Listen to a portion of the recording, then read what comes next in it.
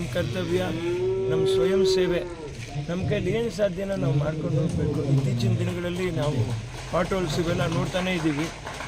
ಸರಿ, ನಮ್ಮ ಕೈಲಿ ಸಾಧ್ಯವಾದಷ್ಟು ಎಷ್ಟು ಮಾಡೋಕ್ಕಾಗುತ್ತೋ ಅಷ್ಟು ಮಾಡೋಕ್ಕೆ ನಾವು ಪ್ರಯತ್ನ ಪಡ್ತಾಯಿದ್ದೀವಿ, ಕೆಲಸ ಮಾಡ್ತಾಯಿದ್ವಿ. ಅಮ್ಮವ್ರ ಹೆಸರಿನಲ್ಲಿ ಇದು ನಡಿಬೇಕು ಅನ್ನುವಂಥ ಉದ್ದೇಶ ಅಷ್ಟು ನಡೆಸ್ತಾ ಇದ್ದೀವಿ. ಎಲ್ಲ ಸ್ನೇಹಿತರು ನಮ್ಮ ಜೊತೆಲಿ ಕೈಗೂಡಿಸ್ಕೊಂಡು ಪಾಪ ಮಾಡ್ತಾಯಿದ್ದಾರೆ. ವಿನೋದ್ ರಾಜು ಒಬ್ಬ ಮಾಡೋಕ್ಕಾಗಲ್ಲ, ಇದನ್ನ ಸೇರಿ ಪಾಪ ನಮ್ಮ ಹನುಮಂತರಾಜು, ಪಾಪ ಸತೀಶು, ಇನ್ನು ಹಲವಾರು ಜನ ಎಲ್ಲರೂ ಸೇರಿಕೊಂಡು, ನಮ್ಮ ಸ್ನೇಹಿತರು ರಾಜೇಂದ್ರ ಅಂತ ಅವರು ಪಾಪ ಅವರು ಕೂಡ ನನ್ನ ಜೊತೆಲೇ ಜೀವನ ಮಾಡ್ತೀನಿ ಅಂತ ಬಂದ್ಬಿಟ್ಟು ನಾಯಕ ಪಿಕ್ಚರ್ ಪ್ರೊಡ್ಯೂಸರು, ಅವರು ನಮ್ಮ ಜೊತೆ ಸೇರ್ಕೊಂಡು ಮಾಡ್ತಾಯಿದ್ದಾರೆ.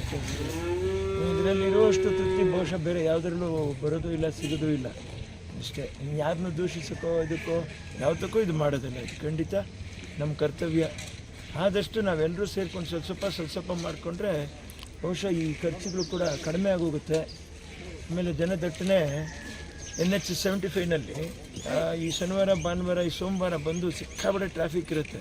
ಸೊ ಆ ಟ್ರಾಫಿಕ್ ಈ ಕಡೆಯಿಂದ ಡಿವಿಯೇಟ್ ಆಗ್ತದೆ. ನಿಮಗೆ ಇನ್ನೂ ಒಂದು ರಸ್ತೆನೂ ಇದೆ, ಅದಕ್ಕೂ ಪ್ರಯತ್ನ ಪಡ್ತಾಯಿದ್ದೀನಿ ನಾನು.